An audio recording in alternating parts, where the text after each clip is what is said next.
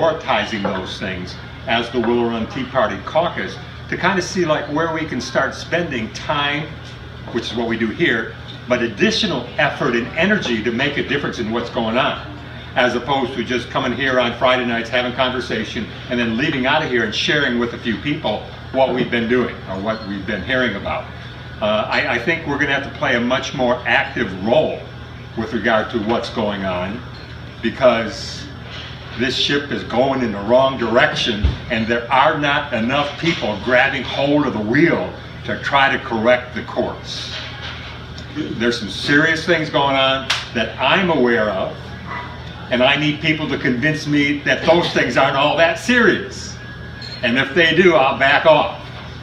In fact, I'm going to start out being a one-man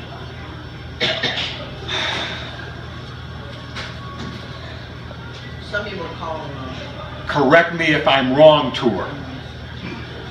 And in this tour, as I'm talking to folks in this greater Washtenaw, Wayne County area, people will subscribe to what I believe to be truths, and they can then be part of the correct us if we're wrong tour. And what we'll be able to do thereafter is bring in notable experts that aren't just some people talking off their cuff based on what they heard or what they've been able to put together as support documentation. We need to get this from those people who have made a commitment to understanding those things that they become aware of that are a problem that can be addressed. And I think you in here each know that my primary and main concern is, wake up America, look up. There's something going on up there. And if what they're doing up there is good for us, God bless them, keep it up. But if it's not, we better ground them planes and get the harp out of here. Or redirect the destructive use that those resources are being put to and employ them in constructive repair use. And just 2 weekends ago on Friday night in Cleveland, I was listening to our friend George Norrie, who was interviewing a couple. One of the guys' last name was Hutchinson, who is a student of Nikola Tesla, and who in fact has duplicated some of Tesla's technology. He's got his own YouTube channel that has thousands of videos on it, where he shows anti-gravitation by using applied Tesla stuff. He's also now got a mobile home, a motor home, like a bus, bigger than Joe's. And mounted on the roof is a 30-foot long, he calls it a ray gun, that has the ability to broadcast Tesla energy dialed into whatever wavelengths he desires, that has a range of 75 miles. So it's a mini harp station. And what he is able to do with that, him and his now wife are up in Oregon. And what they're doing in Oregon is seeking shelter, seeking refuge, seeking safe place. And what that ray gun is able to do is neutralize the radiation contamination that is being disseminated from the Fukushima power plant earthquake eruption that could have been caused by Tesla technology, by the way, that in fact is polluting with radiation the oceans and the airs, and is heading our way. Now, when Hutchison applies his ray gun 75 miles out there, it neutralizes the radiation. So it can undo harm that's been done by harmonizing into the frequency of balance. They also talk, this Hutchison guy, about having a beaker of water that would be from an oil spill someplace that has all kind of carbon globs and mobs and junk in it. When they beam onto that, the frequency of pure good water, that mess of water becomes good drinking water. It does the undoing of the harm that's been caused. Now, just to share with y'all, and I'll share this. Dennis knows that I lost one of my sons. It'll be 20 years ago, this June 4th. He was on a bike trip from Vail, Colorado to San Francisco. He was going to go out to San Francisco and go to a gathering where the Dalai Lama was coming to. And what he did when he got out there, he was also going to race in a biathlon. It was a bike race and a running endurance distance. Well, the second day of his journey, he was hit from behind by a vehicle that forced him into the hospital trauma center. He was Glasgow coma 3, and I thought that was hope, but that's really a 0 on survival. He was then flown into Latter-day Saints Hospital in Salt Lake City, Utah, and I got a phone call asking if he ever thought about organ donation. Have you ever talked about it, or would you consider it? So I know things were pretty bad. So what I did was I called a good friend of mine, Dr. Bob Ward, who was the strength conditioning coach for the Dallas Cowboys for 14 years with Tom Landry, who also has a good friend, Dr. H. Reg McDaniel, who was a former chief of staff of a Houston Medical Center. And Dr. McDaniel is also the father of aloe vera and its healing power. They've isolated a molecule within aloe vera. It's called a mannose sugar that allows beta radiation burns to heal when they will not heal. And so when you use the ace-mannan or the mannose molecule, the body can help recover and repair itself. My son's in intensive care trauma center. I then talked with Dr. McDaniel, asked him to call the trauma, and if there's anything can be done, marshal whatever resources you can by his side. Reg made 3 phone calls, got back to me, and he says, you know, all you can do is pray, Mike, and only 3 things can be the outcome now. You either get better, get worse, or stay the same. And so the bottom line to that story is our family loss was yet a gain out of the worst of worst. Good yet comes. And his 2 lungs were literally transplanted into a guy that had 2 bad lungs. Praise God. They took out his 2 lungs and put them in this other guy, and his heart and his liver and his femur bones went to help other folks. Praise God. Now, this is a roundabout story that I need to share with y'all because I'm on mission. And I'll talk about what happened to me in my attempt to get on the ballot to primary Debbie Dingell. Things happen for a reason. Because sometimes we get distracted from what God's mission for us is if we choose to take up what He places before us.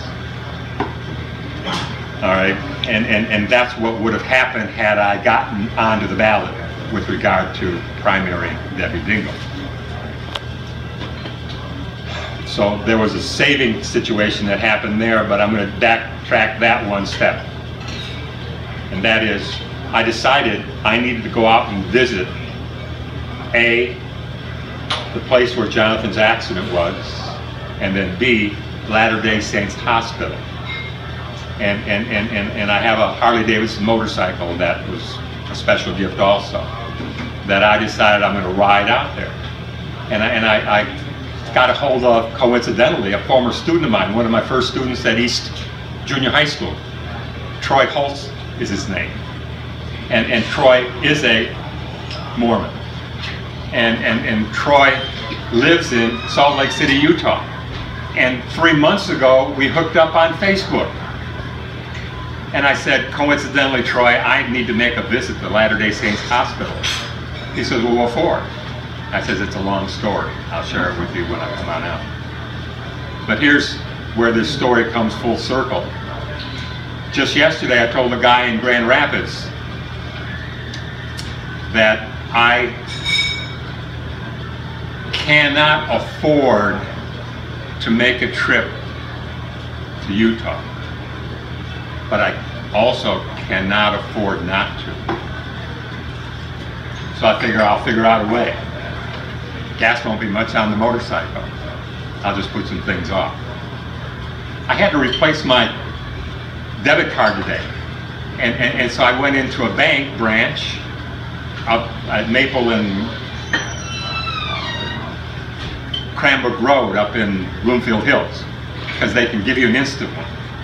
And when I got there, there was one guy going to help me, but he said, no, I got somebody else, and I sat. And this other guy who was in financial services came out and he helped me. And before we were done, because he's offering his services, what he does, he says, you do know that you've been pre-approved for a credit card. I said, no. He said, you know, it's not guaranteed. I get those all the time. He said, well, you know, you don't know unless you apply. So I said, what paperwork do I have to fill out? He said, well, not much, because it's all in the system here. I said, yeah, you got all my information already, because I got a couple of accounts with you. So I said, let me just go ahead. You don't even have to explain it to me. So he went and he pressed the process button, and he came back with my replacement card, and he said, oh, by the way, your card will be on your way in about 7 days. I said, really? Yeah, he says, you've been approved. I said, how much? He showed me the screen, $2,500. Instead of, I was hoping for $500 line of credit that I could improve up. And as soon as I saw that $2,500, I literally passed out on his tabletop because of what my body did, because of the emotion. And then I explained to him the whole story thereafter. All right? When God has a mission for you, He also provides the resources to accomplish those things. So here's what I'm talking about doing, starting Memorial Day, is fire up the bike, ride to Vail, Colorado, 20-hour drive, ride on the bike in about 2.5 days, go to the place where Jonathan was in Vail, and then go the same route that he went on his bicycle, actually where the accident occurred. And I've already been there, and I put a special little monument where that happened. And then from there, go into Salt Lake City and spend a few days with Troy, just sharing with him what's going on. At the same time, looking up and taking pictures of what I see that's going on above us. Then when I'm done there, I'll be closer to Oregon, where Hutchinson is, than I will be to home. And because now I have this little cash pool available, I'm just going to go on out and find Hutchinson, because I don't think he's aware of the lake, of what he can do sitting at the control panel of all the HARP stations on the planet. He knows how his 30-foot long ray gun antenna works at a 75-mile distance. So all he's got to do is just plug that same thing in, just like the microphone here, into the HARP stations. And he can, in fact, undo all the damage that has been done. Hutchinson said, as I said, can take that polluted water and match the frequencies going into it to the frequency of pure, good water. And that's what it will become. Because it's made up of basically the same kind of atoms. Just they get out of order and disconnected. And this mind thinks crazy thoughts. As I was thinking all this stuff too, I'm realizing this Agenda 21 thing. Well, I'm also hearing, because Joe listens to Nori also, about all these underground bunkers, these miles and miles and miles, where people are planning on going to as a place of safe harbor. And I'm wondering, how in the world can anybody go down there? Well, you could, because they have artificial suns and everything set up really nice for folks. But when will you ever come out to the surface? Because things could be so bad, it's going to take 5, 6, 1,000 years to clean up. Unless someone knows how to turn the HARP switches on, in which case everything that got messed up can be fixed up within moments of time, as everything seeks the harmony that God put in place in the natural order of things that we call nature. Including all the survivors who would make it through the worst of times that could be on the horizon. Now, that's just a theory that I have, but I've been tuned into things going on too long, and my mind thinks too ordered and logically not to jump to those conclusions. And I'm sharing with you some of those right now, and I'm saying, correct me if I'm wrong, I'll stand corrected. Because I'm on my correct me if I'm wrong tour. And unless I share what I'm thinking, you can't correct me. And if you try to correct me and if we agree, then it becomes your part of the correct us if we're wrong tour as you go on out and share with others. All right. Now, here's what I want to do right now as we kind of move around, and then we'll come back to conversation and sharing things that I've got on here. Dennis, right now, as you know, he's expressed this to us. He's been a bit frustrated with the attendance and the direction of the Willow Run Tea Party caucus, the direction of the Tea Party in general. Now, many of us in here listen to Mark Levin. We know that he is a hardcore Tea Party guy. And he has the ability to mass people to move. But he's also selective in how he does that because he doesn't want to compromise his legitimacy and his reputation. But I know that Mark Levin believes that the Tea Party is far from dead. In fact, it can be bigger than it ever was, on mission, taking care of stuff. All right, so he's in my sights to make contact with.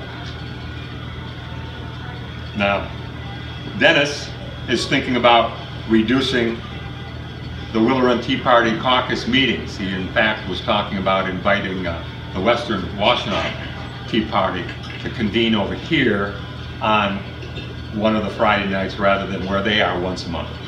And then have another group another night. And then maybe have the Willow Run Tea Party caucus on 2 nights.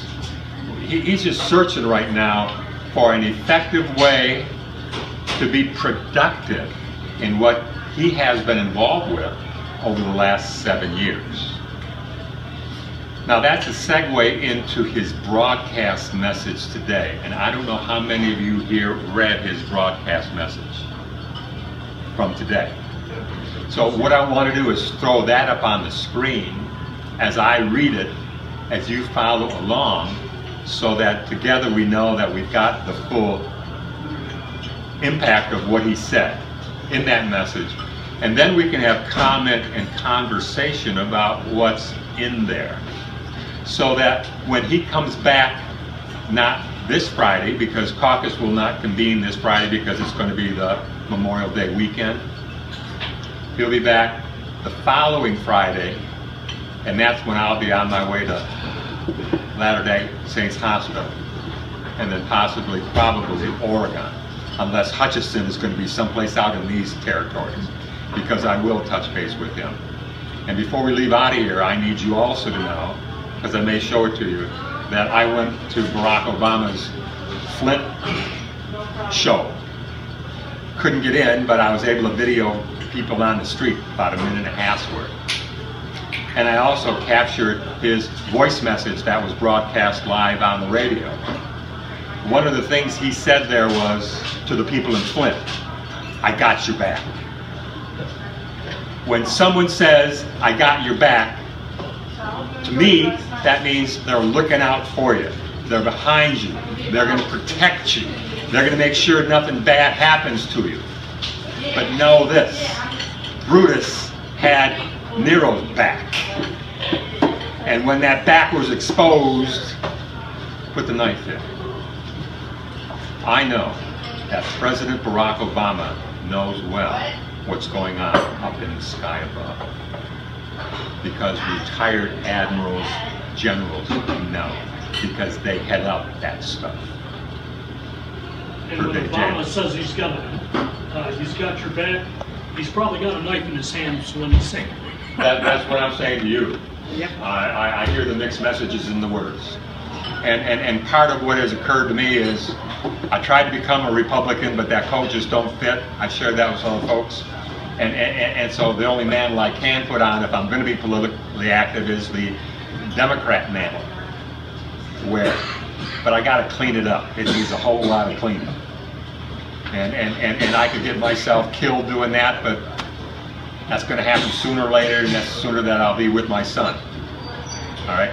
My concern is my wife and daughter, and threats that can be made that they cannot be protected from. So at a point in time, you have to call what you're doing and just look off in the other direction. I told Kerry Benevola, now I know how the game's played in the big league. And Kerry said, Mike, don't worry about it. I had ballots stolen, and they're just talking, they're not going to really do anything.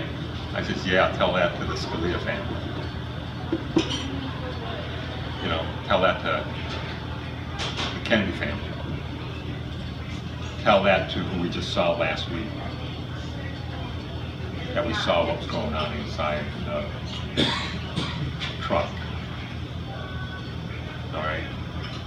And I was just sharing earlier, with regard to testing the technology, I know for a fact that the plasma that they put up there has the ability to conduct and make lightning, and they can decide where they want that to strike. That Egypt plane that didn't show a hot spot like a blow up from the inside was likely fired upon by a HAARP bolt, I believe. And those are the messages that are sent out there. Either go along with what we're saying, in this case Egypt, because we can do a whole lot more than that. And it's not said to the people, it's said to the leaders. So I'm just talking around about things that I'm aware of right now, and Dennis has asked me to even get involved more if I choose to, want to. And what I need to do before we're done is come up with our list of those important things that we need to take a stand on. I know the things that I'm willing to take a stand on, and the mountain I'm willing to die on, because none of us are going to leave and live forever unless this body perishes. So let me do this real quick now. We'll just open up this, which is the yellow brick road.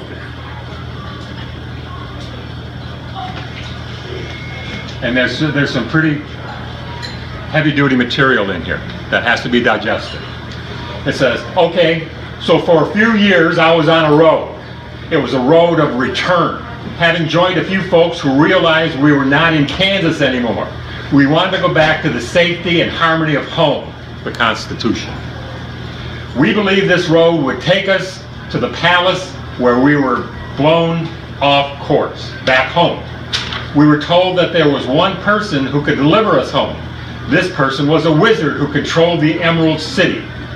You see, the evil world to which we had come through great tumult and storm had been crushed. We would threaten their evil empire. Our landing even killed Wicked Witch of the East. Her sister was the Wicked Witch of the West, and she was angered. She would send out her flying monkeys to kill us, and Toto too. Toto was one of the most loyal beings God ever placed on this planet. What abject evil was we were facing, but we had hope. We were assisted by the Good Witch, a moral compass. All we had to do was follow this brick road that's somewhat painted yellow. We were sure to be delivered. Sadly, upon arrival at the Emerald City, we pulled the curtain on the wizard only to find out he couldn't deliver. He had no powers and was frantically seeking a way home himself. He had been compromised and had lost his way with the promise of power. We would have to deliver him also.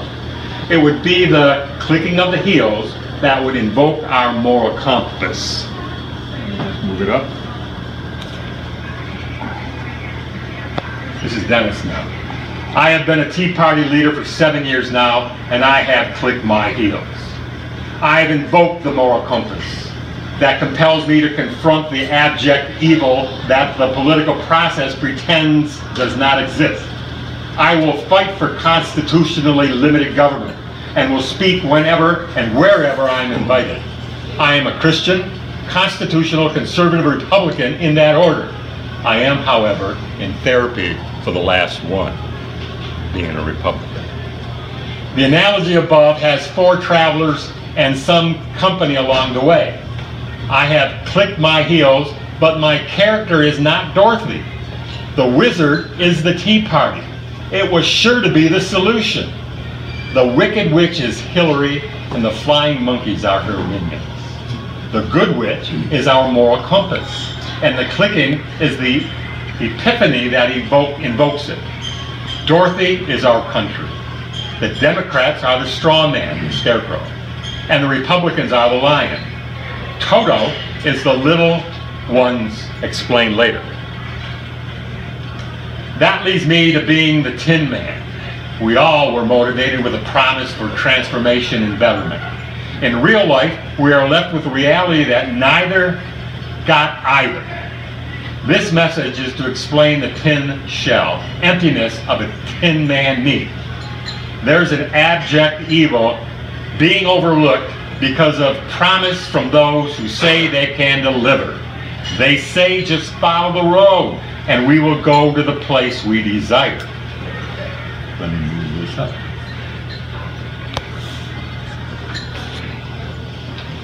I have been studying the evil of a sinister pedophile ring that is pervasive in this country in honor of the innocence of John Benet Ramsey. I will lay down any title, remit any standing, and pursue any remedy that exposes this evil. I've become as hollow as a tin man since Jeffrey Epstein has become cover-up beyond belief. Yes, even the Tea Party is willing to suspend their disbelief. I am not willing to suspend, nor do I believe Bill Clinton is innocent of the Epstein accusations.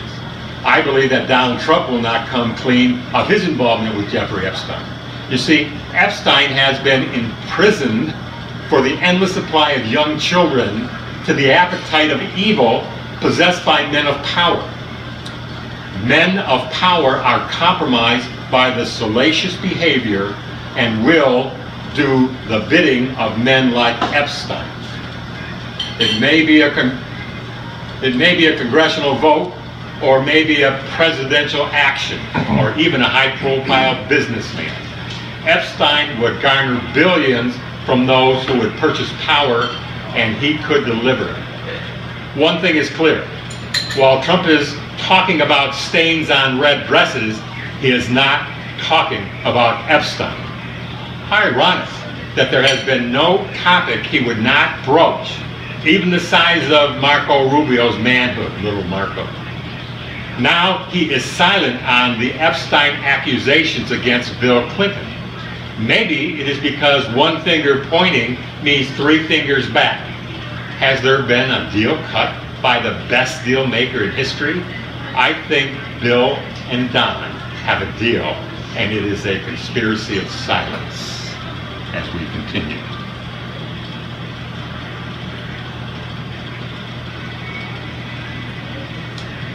The young woman Epstein would provide were prepared at a young age, a very young age, to perform the bidding of their handlers. It is abject evil at its core. Do some research, Operation Monarch, a CIA preparation for the performing arts, emphasis added, of 2-year-old babies. God save us from ourselves. How can we remain silent? John Benet, your innocence has ushered you into the very presence of a loving God with no performance required. May your memory serve to rescue many children and put a nation on a yellow brick road to recovery. May we interrupt the evil purveyance of silence with a loud call for absolution that can only be obtained by a request for forgiveness. You have performed well, little princess, in the best sense of the word perform, because it is your memory that has given heart to this Tin Man Tea Party leader. I had become very hollow by the silence of the lambs and the silence of those who abuse them. The willingness to be silent is complicity. Wake up, America, come together on this one for the sake of the children, literally. I believe that to be one of Dennis's most deep and profound commentaries. And I can imagine a father of a child who has sold his soul to evil, conditioning that child from birth to accept as normal the touchings that would excite someone who is really often imbalanced, so as to see this is normal.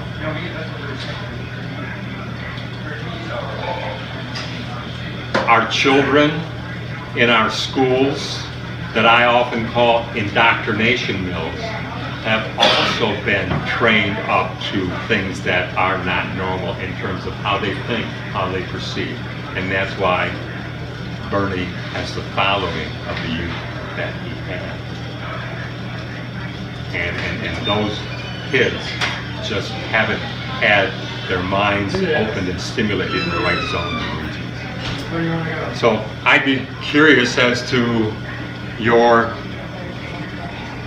reactions, comments over what has just been shared here as an issue that people need to be woken up to. So I've got the microphone that just pass around whoever wants to say anything, and then pass it to whoever next. I'll go back. I just wondered if there's time tonight, before I ask you a question. I was going to speak last week, but I was in the hospital. If you have, or would you rather me wait for another evening, that's fine. I think it would be wait for our first week back after Memorial Day, when it can be promo, and then we can also try to get another couple of other candidates for office so that you can have a larger audience to speak to. Just that's my recommendation. Regarding this letter by Dennis, I don't know what to think of it. I just think that personally we have to look into this John Benet Ramsey stuff. That's Colorado. We got to think of Michigan, and there's enough crooks to go around everywhere. And we've got our own problems here in the county, just in Washtenaw County. But here's what I hear here. This is Dennis's My Sky. That is his most important thing because he's poured his heart into the statements and the summary that he has placed here. This is a fight that he's rolling his sleeves up and wants to jump into the ring on, because this isn't just happening in Colorado.